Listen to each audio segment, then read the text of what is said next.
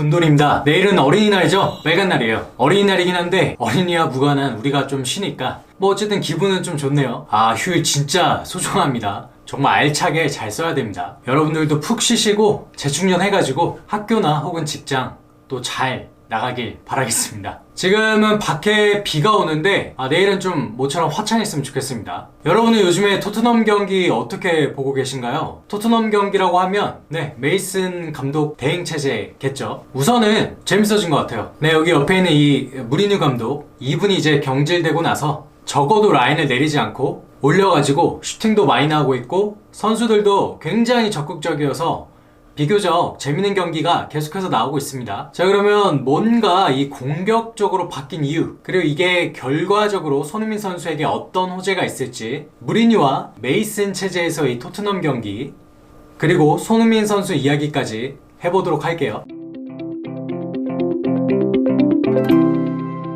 토트넘의 감독 대행을 맡게 된 라이언 메이슨 감독, 1991년생, 정말 어리죠. 손흥민 선수 나이 또래네요. 우리나라에서 이 나이면 기업으로 치면 신입사원, 그리고 빨리 입사했으면 이제 대리 정도겠네요.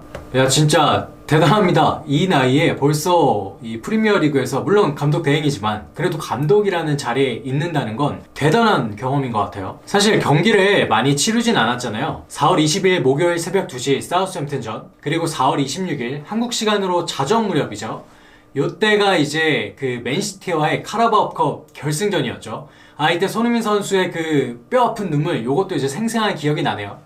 그리고 나서는 최근에 대승을 거뒀죠. 셰필드와의 프리미어리그 경기까지 다 해서 3경기 한 거죠. 2승 1패, 리그에서만 2연승이네요. 그동안 힘을 못 썼던 이 리그 상황을 살펴보면 이 정도면 뭐 굉장히 잘해준 거죠. 카라바오컵은 사실 이 토트넘이 수년간 우승 트로피가 없었기 때문에 굉장히 간절한 것도 있었고, 또 그래서 이 패배했을 때의 아픔이 굉장히 큰 것도 사실인데요.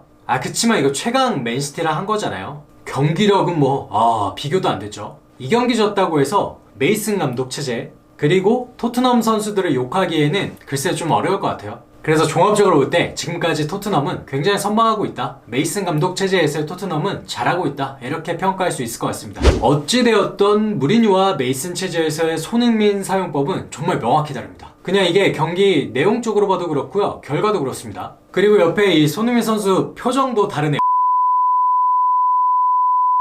무리뉴 감독은 여러분들 다들 아시다시피 선수비 후역습에 아주 강렬한 팀 색채가 있죠. 물론 이게 시즌 초에 굉장히 잘 먹혔습니다. 케인이라는 엄청난 이 등딱을 두고서 또 이 선수가 패스를 마스터했죠. 뛰어들어가는 공간을 침투하는 손흥민 선수에게 아주 정확하게 침투 패스를 주고, 손흥민 선수가 또 원샷 원킬이잖아요. 요 기회를 놓치지 않고서 득점을 했던 요 패턴, 이게 시즌 초에는 굉장히 잘 먹혀서 리그 1위에도 오르는 순간들이 있었어요. 무리뉴 감독의 이 수비 지향, 선수비 후역습의 이 전술이 결코 나쁘다는 얘기는 아닙니다. 하지만 플랜 B가 없기 때문에 이 전술이 막히는 날에, 그리고 굉장히 뛰어난 공격진 이 손흥민과 케인의 컨디션이 안 좋기라도 하면 토트넘은 답이 없는 거예요. 반면에 메이슨 감독은요, 라인을 내리지 않습니다.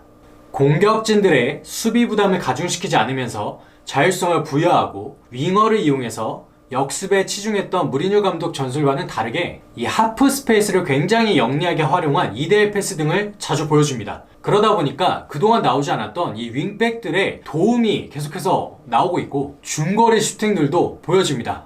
그동안 슈팅 너무 안 나왔잖아요. 분명히 이게 무리뉴 감독 체제에서는 보기 어려웠던 부분이란 말이죠. 실제로 지금 여기 나와 있는 손흥민 선수의 히트맵을 한번 볼까요?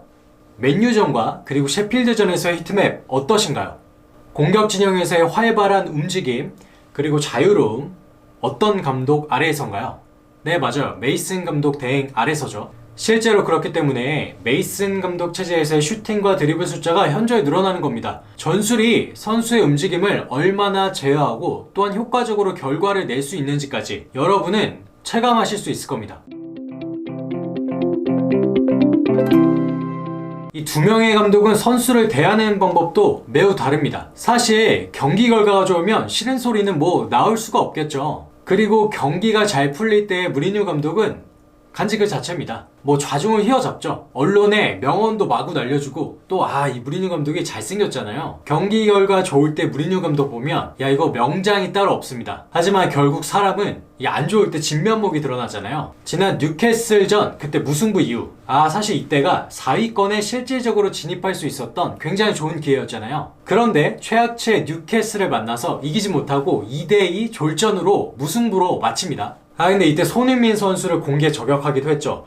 무리뉴는 경기를 끝낼 수 있었는데 그렇지 못했다. 특히 손흥민 선수가 왜 그런 패스를 했는지 전혀 이해할 수 없다. 근데 뭐 손흥민뿐만 아니라 은돔벨레, 라멜라 등등 선수 모두 돌려가기를 시전했었죠. 그런데 이때 사실 국뽕 다 빼고 봐도 손흥민 선수가 그때 패스를 한 거는 저는 최선이었다고 보여집니다. 이걸 굳이 비난한다는 건 이해할 수 없죠. 무리뉴는 이외에도 오리에, 알리웨이럴트 뭐 등등 모든 선수와 불화가 있었고 갈등을 만들어냈습니다. 반면에 나이가 훨씬 어린 메이슨은 공감 능력이 탁월한 것 같아요.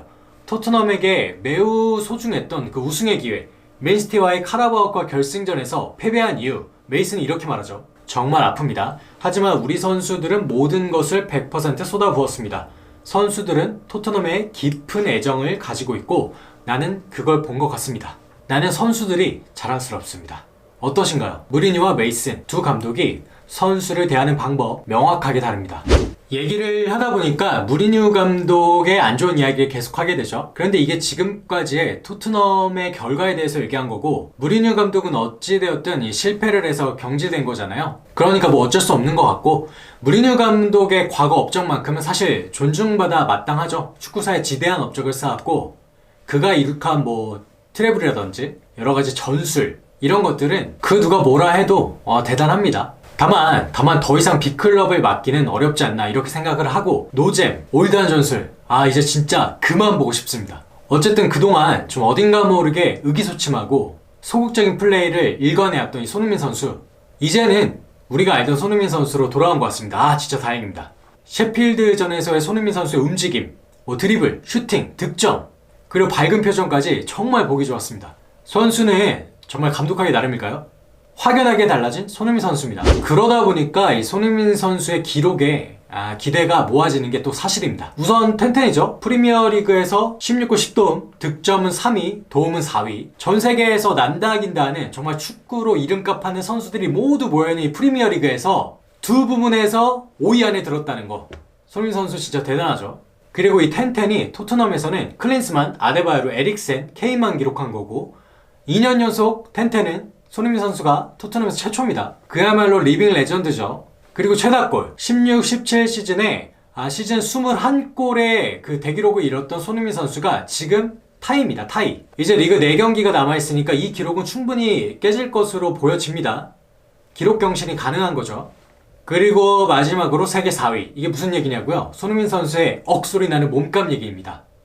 손흥민 선수는 왼쪽 윙포워드로 세계 4위입니다. 4위. 이게 전 세계로 치면 15위에 해당하는 몸값 8,500만 유로니까 1,100억도 넘는 대단한 금액입니다. 네이마르, 사네, 스털링 다음에 손흥민이니까 우리가 이제 친구들끼리 게임을 하더라도 위닝, 뭐 피파를 하더라도 손흥민 선수를 먼저 고르는 거 한국인 선수 중에 이 게임에서 우리나라 선수를 고르는 경우 있었나요? 아마 유일하지 않을까요? 월클 손흥민 선수입니다. 자, 무리뉴와 메이슨 체제에서 달라진 이 토트넘의 전술에 대해서 얘기했는데 정리해볼까요? 메이슨 감독은 기본적으로 선수 장점을 잘 살립니다. 그리고 공감 능력이 굉장히 뛰어나다 보니까 이게 이제 동기부여로 이어집니다.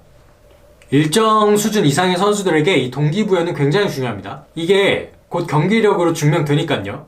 실제로 지금 토트넘의 나아진 경기력을 보면 우리가 모두 알 수 있죠. 자연스럽게 리그 최고 공격진인 케인, 손흥민, 베일, 모우라까지 이 선수들에게 이게 이제 호재로 작용하죠.